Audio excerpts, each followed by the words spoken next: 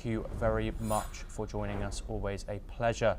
We now move on. The United States and Iran made progress in a second round of high-stakes talks on Tehran's nuclear program on Saturday and agreed to meet again next week. The Oman-mediated talks in Rome lasted for around 4 hours. Tehran's top diplomat, Abbas Araghchi, declared it a good meeting that yielded progress and stated that they managed to reach a better understanding on a series of principles and goals. Let's take a look at what the Iranian foreign minister had to say.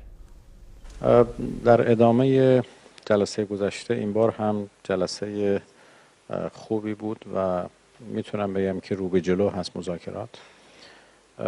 ما این بار موفق شدیم در خصوص یک سری اصول و اهداف به یک تفاهم بهتری برسیم و نهایتاً قرار شد که مذاکرات ادامه پیدا بکنه و وارد مرحله.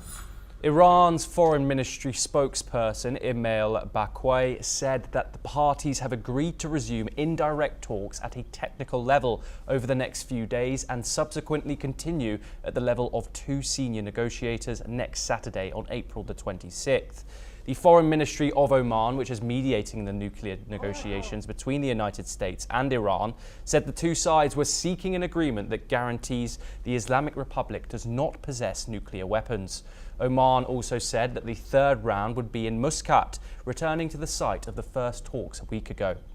Meanwhile, Israeli Prime Minister Benjamin Netanyahu has affirmed his commitment to preventing Iran from obtaining nuclear weapons, declaring he would not waver in that effort. Here's what the Israeli Prime Minister had to say. אני מחויב למנוע מאיראן נשק גרעיני. אני לא מוותר על זה, אני לא מרפה מזה, ואני לא נסוג. Staying in the region, the United States has launched a fresh wave of airstrikes on Houthi-controlled areas in Yemen.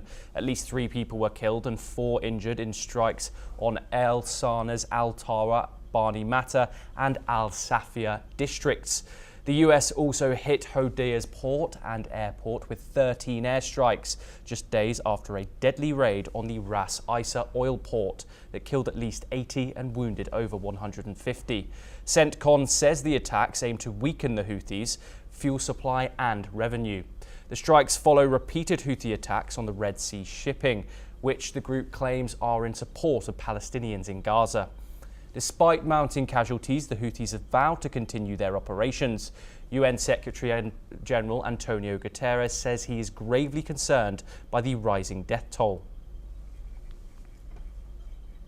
We now move over to the United States, where thousands of protesters across